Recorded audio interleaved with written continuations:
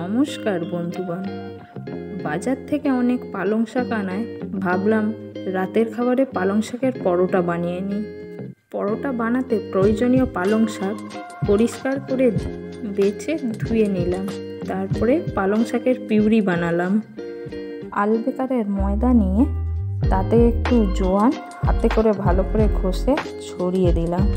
সাথে দিলাম একটু নুন এবং রিফাইন তেল।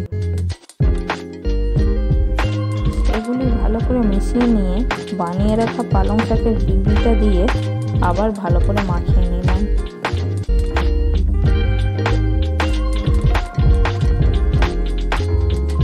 ভালো করে মাখানো হয়ে গেলে ডোটা সেট হওয়ার জন্য কিছুক্ষণ রেখে দিলাম। কিছুক্ষণ পরে ডোটা আবার একটু মেখে নিয়ে লেচিগুলো তেল দিয়ে পরোটার আকারে বেলে নিলাম।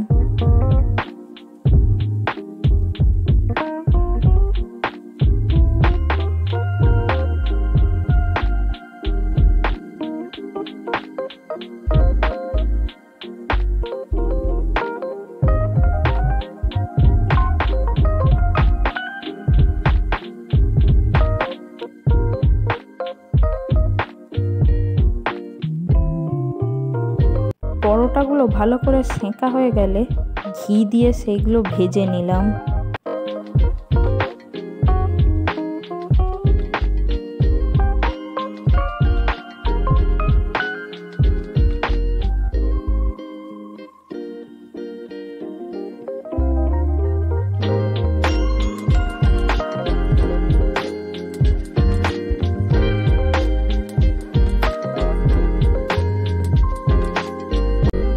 গরম গরম পরোটার সাথে ফুলকপি আলুর তরকারি ও আমগুর দিয়ে পরিবেশন করলাম।